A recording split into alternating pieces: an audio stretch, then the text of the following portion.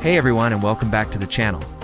Today we're retaking one giant leap back in time to explore the real story behind one of humanity's greatest achievements, the Apollo 11 moon landing. We all know the famous words and the iconic images, but the journey to get there was filled with drama, innovation, and immense pressure.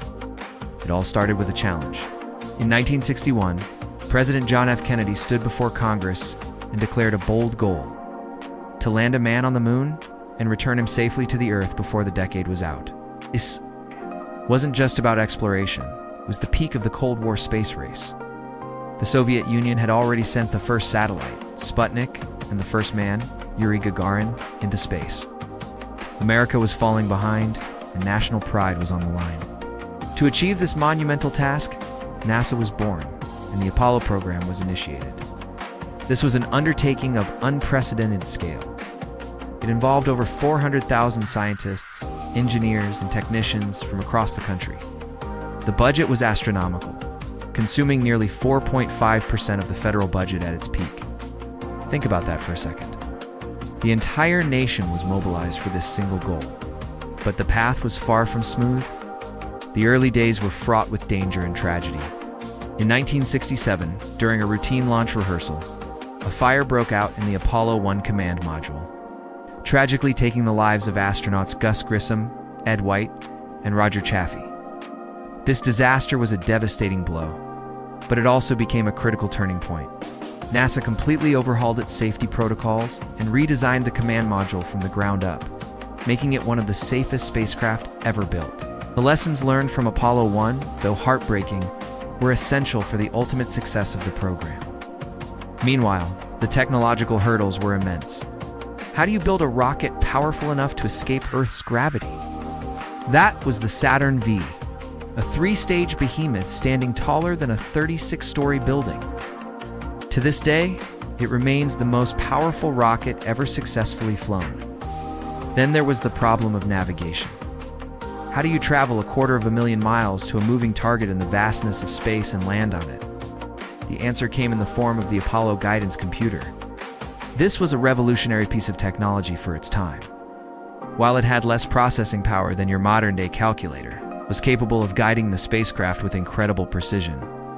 The software for this computer was programmed by a team led by Margaret Hamilton, a pioneer in software engineering. The code was so robust that it could prioritize critical tasks and ignore less important ones, a feature that would prove vital during the final moments of the moon landing itself. After years of unmanned tests and manned orbital missions like Apollo 8, which was the first to circle the moon, the stage was finally set. On July 16, 1969, the world held its breath as the mighty Saturn V rocket thundered to life at Kennedy Space Center. On board were three men who would soon make history: Commander Neil Armstrong, Lunar Module Pilot Buzz Aldrin, and Command Module Pilot Michael Collins. Their journey to the moon took 3 days. While Armstrong and Aldrin prepared for their descent, Collins remained in orbit aboard the Command Module Columbia. He would circle the moon alone, a vital link back to Earth.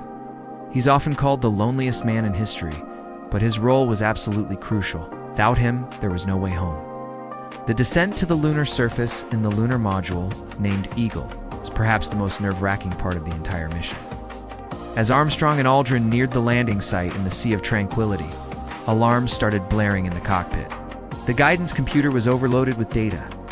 Mission Control in Houston had to make a split-second decision. A young flight controller named Steve Bales gave the go-ahead, trusting the computer's design to handle the overload. But the trouble wasn't over. Armstrong, now manually piloting the Eagle, realized their automated landing target was a boulder-strewn crater. With fuel running dangerously low, just seconds remaining, he expertly maneuvered the lander to a safer spot. His heart rate reportedly spiked to over 150 beats per minute.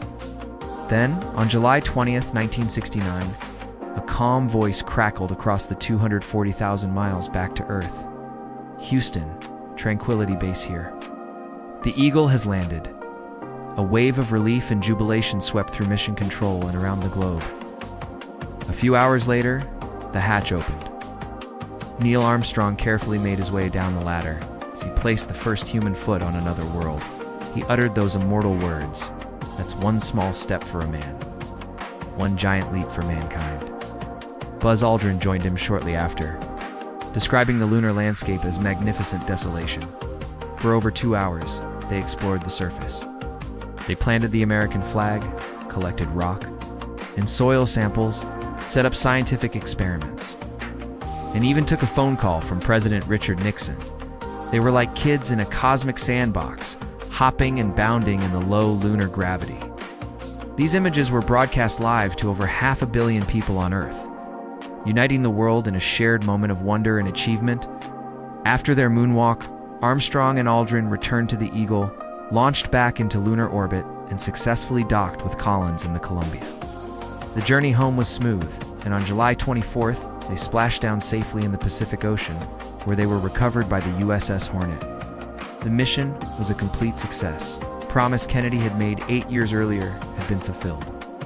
The legacy of Apollo 11 is profound. It wasn't just a victory in the space race.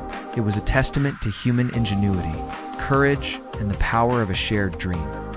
The technologies developed for the Apollo program have had a ripple effect, leading to advancements in computing, materials, science, telecommunications, and even medical technology. From the freeze-dried food in your pantry to the GPS in your phone, you can find traces of the Apollo program's influence all around you. More than that, Apollo 11 fundamentally changed our perspective.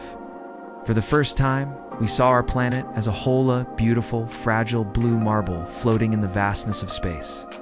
It inspired a generation to look up at the stars and wonder what else is possible. It proved that when humanity comes together to pursue a common goal, there are no limits to what we can achieve. So, the next time you look up at the moon, remember the incredible story of how we got there. It's a story of vision, sacrifice, and the unyielding spirit of exploration that defines us. It's a reminder that the seemingly impossible can become possible. Thanks so much for watching. What part of the Apollo story inspires you the most? Let me know in the comments below. And if you enjoyed this journey through history, don't forget to like this video and subscribe for more content. See you in the next one.